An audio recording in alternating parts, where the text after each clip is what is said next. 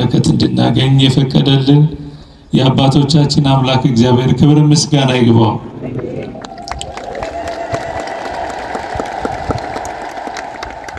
እንደምን አደራችሁ? እንደምን ሰነበታችሁ? እንኳን አደረሳችሁ።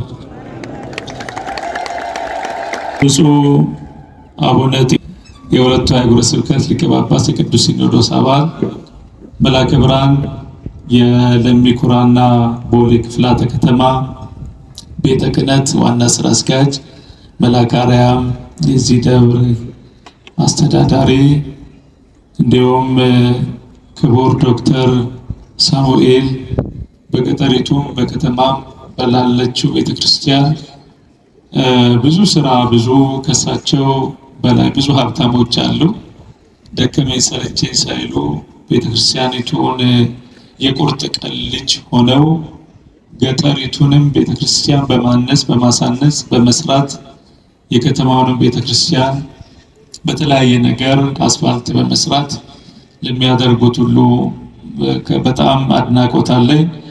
አይንተ እግዚአብሔር ካህናት ምእመናት እግዚአብሔር ፈቅዶና ወዶ ለዚህ ሰዓት አድርሶናልና ምስጋና ይግባው ለስሙ ለእግዚአብሔር ምስጋና ይሁን።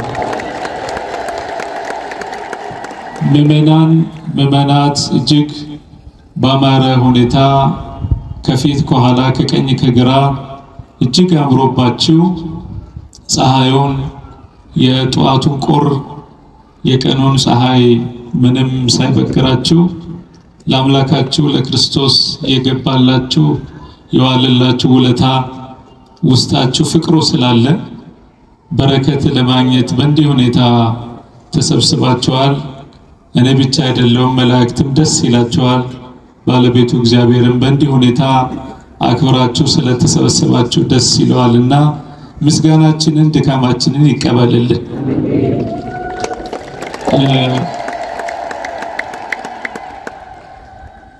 ወዛቲቲ ትእዛዘ እንቲአየ ከመ ትትፋቀሩ በበይናቲክሙ ከመ አነ አፈቀርኩክሙ ይላል በዮሐንስ ወንጌል ምዕራፍ 15 ከቁጥር 13 ላይ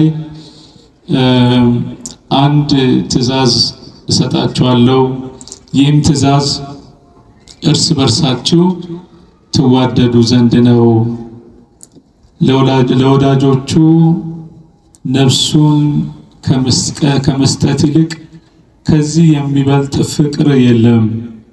ለወዳጆቹ ነፍሱን ቤዛ አድርጎ ከሚሰጥ ከዚህ ፍቅር የበለጠ የለም ይላል መድኃኔዓለም ክርስቶስ። ልክ ነው፣ እውነት ነው። ሰው ለሚወደው ሀብቱን ይሰጣል። አባት ለልጁ ቤቱን ያወርሳል። እናት ለልጇ የምትወደውን ወርቅ ትሰጥ ይሆናል። አባት ለልጁ ነፍስን አይሰጥም፣ እናት ለልጇም ነፍሷን አትሰጥም። መድኃኔዓለም ክርስቶስ ግን ለሰው ልጆች ነፍሱን አሳልፎ በመስቀል ላይ ሰጠ። ስጋ መልበስ የማይገባው በለበሰው ስጋ የሰው ፍቅር አገብሮት በቅዱሳን በመላእክት ሲመሰገን ሲከበር የኖረ 24 ሰዓት ያለ እረፍት የሚያመሰግኑት ቅዱሳን መላእክትን ትቶ የሰውን የአዳምን ንዴት የአዳምን ችግር የሱን ችግሩ አድርጎ የሱን መዋረድ ለራሱ አድርጎ የኛን ቁስል ቆስሎ የኛን ህመም ተሸክሞ ከሞት ወደ ሕይወት ከባርነት ወደ ነፃነት ከጨለማ ወደ ብርሃን ወደሚደነቀው ብርሃን ወደ ዘላለም ሕይወት ዋጋ ከፍሎ ቤዛ ሆኖ ያዳነን መድኃኔዓለም ክርስቶስ ስለኛ ፍቅር ነው። 99 ነገድ መላእክትን ትቶ ነዛ ቅዱሳን ጻድቃንን ትቶ አንድ የጠፋውን ምስኪን ጎስቋላ አዳምን ለመፈለግ ወደዚህ ዓለም መጥቶ ያውም እስከ መስቀል ድረስ የታዘዘ ሆነ ይላል ቅዱስ ጳውሎስ። ከእግዚአብሔር ጋር የሚያስተካክለው ባህሪ ያለው አምላክ ወልደ አምላክ ተብሎ የእግዚአብሔር የባህሪ ልጅ የሆነ እሱ እግዚአብሔር የሆነ አምላክ የሆነ ሰማይና ምድርን የፈጠረ አምላክ እሱ ለሰው ልጆች ሲል መጥቶ ባሪያ ሆኖ ምስኪን ሆኖ ደሃ ሆኖ ብዙዎችን ባለጸጋ የሚያደርግ በመስቀል ተሰቅሎ እኛን አድኖ የዘላለም ሕይወት ሰጥቶናል። ምስጋና ለስሙ ይሁን፣ አመስግኑት።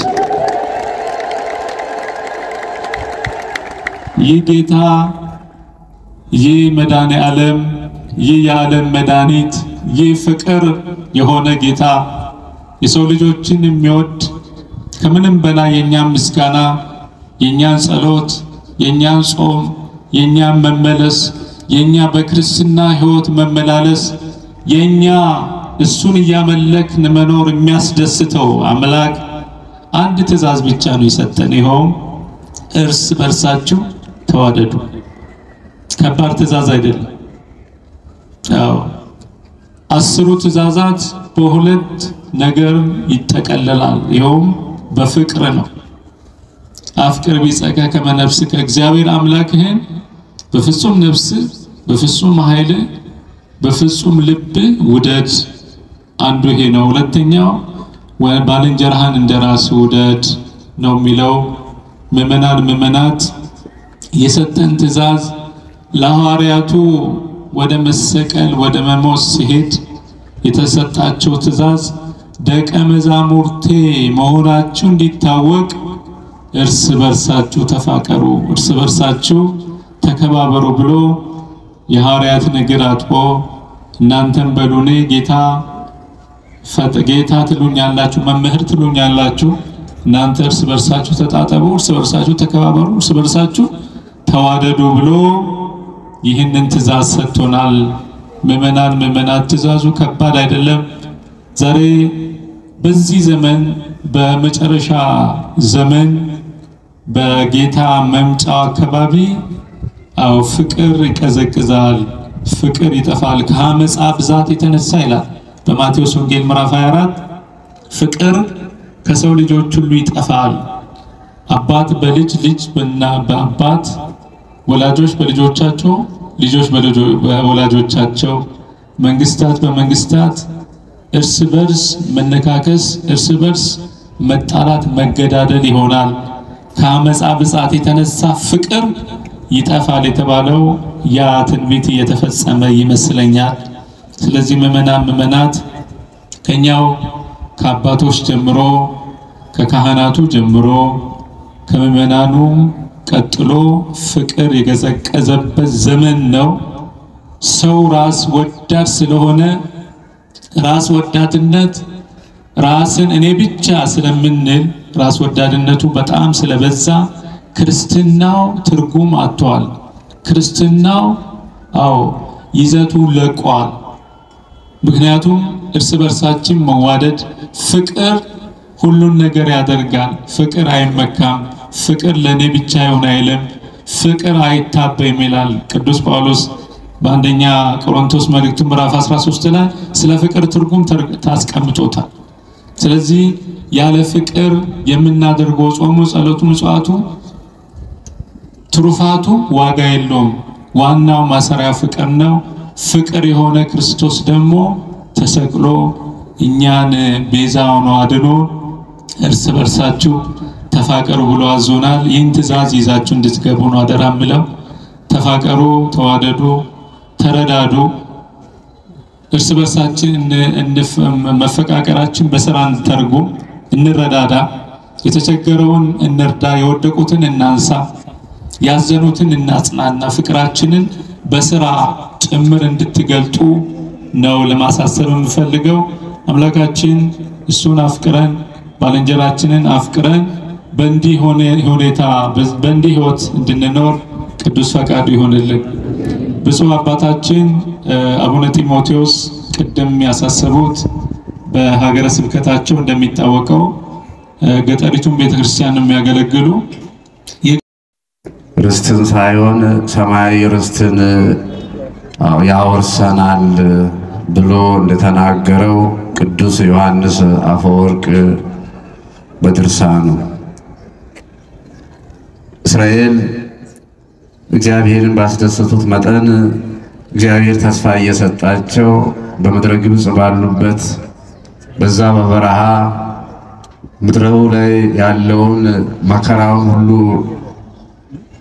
ፈተናውን ሁሉ አልፈው ተስፋ የሚያደርጓትን ርስት ምድራቸውን ከነዓንን ለመውረስ ወደዛ ለመግባት ጉጉታቸው እየጨመረ በሄደበት ሰዓት ካስደሰታችሁኝ በመንገዴ ከተጓዛችሁ ሕጌን ከጠበቃችሁ ትእዛዜን ከጠበቃችሁ ያችን ከነዓን ምድርን ትወርሳላችሁ ብሎ ተስፋ ሰጥቷቸዋል።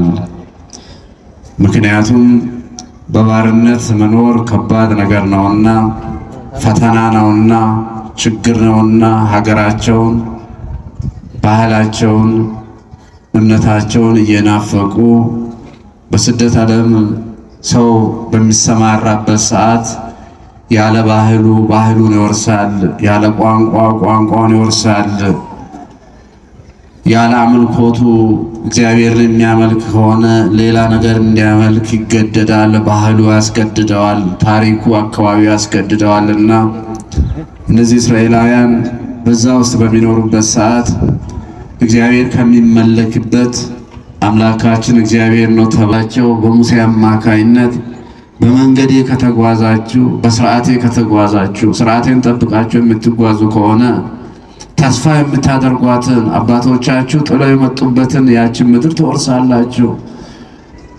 ያንን ተስፋ ሰጣቸው። በዛ ተስፋ የተወሰኑት እዛው አልቀው እግዚአብሔር የፈቀደላቸው የተወሰኑት ምድረ ርስትን ከነዓንን ሊወርሱ ቻሉ። እግዚአብሔርን ያስደሰቱ ያችን ምድር ከነዓንን ወረሱ። እግዚአብሔርን ያላስደሰቱ ግን በየመንገዱ ወድቀው ቀሩ። መጽሐፍ ቅዱስም ይነግረናል። እግዚአብሔርን ባስደሰቱት መጠን እግዚአብሔር ተስፋ እየሰጣቸው አይዟችሁ እያላቸው እያጠነከራቸው ኃይል ጉልበት እየሆናቸው ተመልሰው ኃጢአት በሚሰሩበት ሰዓት ደግሞ እግዚአብሔር እየቆነጠጣቸው የእግዚአብሔር ቁንጥጫ ለበጎ ነውና በአጠቃላይ ይህን ሁሉ እያደረገላቸው መና ከሰማይ እያወረደ እያበላቸው እንዲሁም ደግሞ ውሃውን ከአለት እያፈለቀ እያጠጣቸው ይክልኑ እግዚአብሔር ሰሪያ ማዕድ በገዳም እግዚአብሔር በበረሃ መና አውርዶ ከድንጋይ ውሃ አፍልቆ ሊያጠጣ ይችላልን ብለው ተመልሰው ከእግዚአብሔር ጋር ይፎካከሩ ነበር። ምክንያቱም የቀረላቸው ነገር የለም። ሁሉን ነገር የቀረባቸው ነገር የለም። ሁሉ ነገር እየሰጣቸው እየመገባቸው እያበላቸው እያጠጣቸው እግዚአብሔር ያንን ሁሉ ችሎ ግን በስተመጨረሻ ከነዓን ምድረ ርስትን አወረሳቸው። ወደዛ ገቡ። ሊቁ ቅዱስ ዮሐንስ ንሕነሰ ንሴፎ ምድራዊተ አላ ሰማያዊተ እነሱ እግዚአብሔርን ባስደሰቱ መጠን ተስፋ የሰጣቸው ምድረ ከነዓን እንዲገቡ ነውና ተስፋ የሚያደርገው ሰማያዊውን ነውና ለዚህ ነው ስራችሁን ቤታችሁ ዘግታችሁ እዚህ ጋር ተሰብስባችሁ እግዚአብሔርን የምትማጸኑት። ስራ ፈቶች ሆናችሁ አይደለም፣ ከእግዚአብሔር ጋር የምትነጋገሩበት መድረክ ነውና ስናስደስተው ደግሞ ሌላ ርስት አለን። እዚህ እንደተሰበሰብን የምንቀር አይደለምና የምንሰበሰብበት ቦታ አለን። ያ ደግሞ እግዚአብሔር የፈቀደልን ምድረ ርስት ሰማያዊት ርስት አለችንና በዚህ ዓለም ላይ ልንባላ እንችላለን፣ ልንጣላ እንችላለን። እገሌ ሀብታም ነው፣ እገሌ ደሃ ነው ልንል እንችላለን። እገሌ ጤነኛ ነው፣ እገሌ በሽተኛ ነው ልንል እንችላለን። ሁሉም ግን እዚህ ኃላፊ ነው፣ እዚህ ቀሪ ነው። ተስፋ የምናደርገው ሌላ ዓለም አለና ያንን ቤት እንድንወርስ ያዘጋጀልን መድኃኔዓለም ኢየሱስ ክርስቶስ ነው። ተሰቅሎ ተገርፎ ተነስቶ አርጎ ዳግመኛ ይመጣል ብለን የምንጠብቀው ከእርገቱ በኋላ ምጽአቱ አለና ከመጽአቱ በኋላ የእያንዳንዳችን የሥራ ፍሬያችን ደሞዛችን የሚሰጥበት ቀን አለና ተስፋ የምናደርገው ያ ቀን ሲመጣ ሁላችንም ከእግዚአብሔር ጋር ሆነን እግዚአብሔር የምናመሰግንበት መድረክ በሰማያዊት መንግስት አለ። በልተን የማንራብበት ጠጥተን ድጋሚ ደግሞ የማንጠማበት ለብሰን የማንራቆትበት ያንን ቤት አዘጋጅቶናል። ለዚህ ነው ሁላችንም እዚህ ተሰብስበን እግዚአብሔርን ተስፋ አድርገን ቆመን በእግዚአብሔር ፊት እልልታችን ሐዘናችንም ሆነ ለቅሷችን ለእግዚአብሔር እያቀረብን ያለነው። ሕይወት በዚህ ምድር ላይ እስካለች ድረስ ማግኘት የሚገባ ትልቁ ነገር እግዚአብሔርና እግዚአብሔርን ነው። እግዚአብሔርን ያገኘ ሰውነት ቢደርቅም ይለመልማል፣ ቢያዝንም ነገ ይደሰታል። እግዚአብሔር ዛሬ እያከበርን ያለው በዓል ስቅለቱን ምክንያትም አድርገን ሁለተኛ ደግሞ ታላቁ አባት አባ መባጽዮን የሚባሉ እሳቸው እንግዶችን እየተቀበሉ በመድኃኔዓለም ዕለት ዝክር እየዘከሩ ሁሉን ነገር እያደረጉ በስተመጨረሻ በድሃ ተመስሎ ራሱ እግዚአብሔር መጥቶ ቤታቸው ገብቶ ባርኳቸው ቀድሷቸው ቃል ኪዳን ሰጥቶ የሄደበትን ዕለት ነው። በዚህ ቦታ ተሰብስባችሁ ያላችሁ ሁላችሁም እግዚአብሔር ጸሎታችሁን ሰምቶ የውስጣችሁን መጎ ሐሳባችሁን ሞልቶ ሁላችሁም እንዲሁ ደግሞ በየዓመቱ መጣችሁ በእልልታና በደስታ ለማክበር እግዚአብሔር መልካም ፈቃድ ይሁንልን። በአጠቃላይ ያለንበት ዘመን ያለንበት ጊዜ ያለ እግዚአብሔር የምንሻገርበት አይደለም። ያለ ሃይማኖት የምንሻገርበት ዓለም አይደለም። በልተንም ጠጥተንም ለብሰንም ሁሉ ጊዜ በፍርሃት የምንኖርበት ዓለም ውስጥ ነው ያለነው። የምንሰማቸው ነገሮች የምናያቸው ነገሮች ሁሉ ልብን የሚያቆስሉ ሕሊናን የሚያውኩ ነገሮችን እየሰማን ያለነው። እነዛን ነገሮች እንዲያስተካክል ልቡናችን ወደ እግዚአብሔር ሲሆን ቅድም እንደተባለው እግዚአብሔር የምህረት ባለቤት ነውና ትናንትና በዕፀ መስቀል ላይ የተዘረጉ እጆች ዛሬም ለምህረት የተዘረጉ ናቸው፣ ለሰላም የተዘረጉ ናቸው። የእግዚአብሔር እጅ ዛሬም አልታጠፈችም። ምህረትን ለመስጠት አውቆ ለሚመጡ ሰዎች በፊቱ ለሚንበረከኩ ሰዎች ለሚያለቅሱ ሰዎች እጁ ዛሬም የተዘረጋ ነው። ያ የተዘረጋው እጁ ሳይታጠፍብን ወደ እግዚአብሔር ልንጮህ ይገባናል። ወደ እግዚአብሔር ልንቀርብ ይገባናል። የእግዚአብሔር እጅ የሚታጠፍበትም ጊዜ አለና ምክንያቱም ካልተጠቀምንበት ካላወቅንበት የተዘረጋው እጅ እንደተዘረጋ እግዚአብሔር ጋር የሚቀርቡ ምንኛ አዋቂ ሰዎች ናቸው፣ ምንኛ አስተዋዮች ናቸው። እግዚአብሔር ሁላችንን የልቡናችን መሻት ሐሳባችን አምላክ ቅዱሳን እሱ ያሳካልን። ቤታችሁን ንብረታችሁን ሁሉ ስራችሁን ጥላችሁ እዚህ የመጣችሁት ሁሉ እግዚአብሔር በበረከቱ ይጎበኛችሁ። ቀሪ ዘመናችሁን የበረከት ረድኤት ያድርግልን። በዓላችን የሰላም በዓል ያደርግልን። በመቀጠል ቅድም የከምባታ ጠምባሮ አላባ